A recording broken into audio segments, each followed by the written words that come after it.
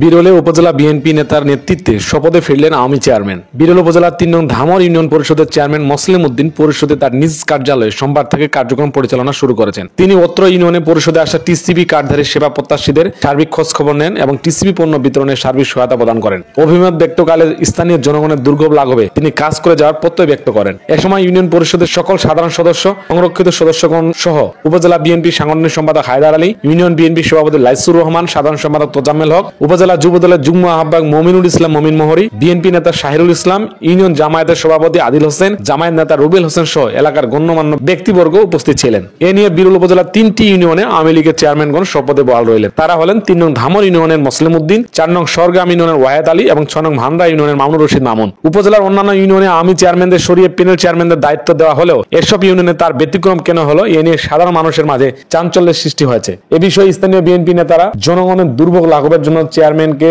শপথে বসানোর কথা জানান, কিন্তু সাধারণ বিএনপি নেতাকর্মীরা এক ঘটনার তীব্র নিন্দা জানান। তারা বলেন যে মোসলেম উদ্দিন বিরল উপজেলা আওয়ামী লীগের সদস্য এবং একাধিকবার নৌকা প্রতীকে নির্বাচন করেন। এছাড়াও তিনি গত ৫ই আগস্টে ছাত্র জনতার নির্বাচনের মামলার আসামিও বটে। এদিকে উপজেলার অনেক বিএনপি নেতা কর্মী আওয়ামী লীগের নেতাদের পুনর্বাসনে কারা ভূমিকা রাখছে তাদের বিরুদ্ধে তদন্ত সাপেক্ষে সিনিয়র নেতৃবৃন্দকে সাংগঠনিক ব্যবস্থা গ্রহণের আহ্বান জানান অনেক বিএনপি নেতা। যেটাই জহির, বিরলের সংবাদ, বিরল দিনাজপুর।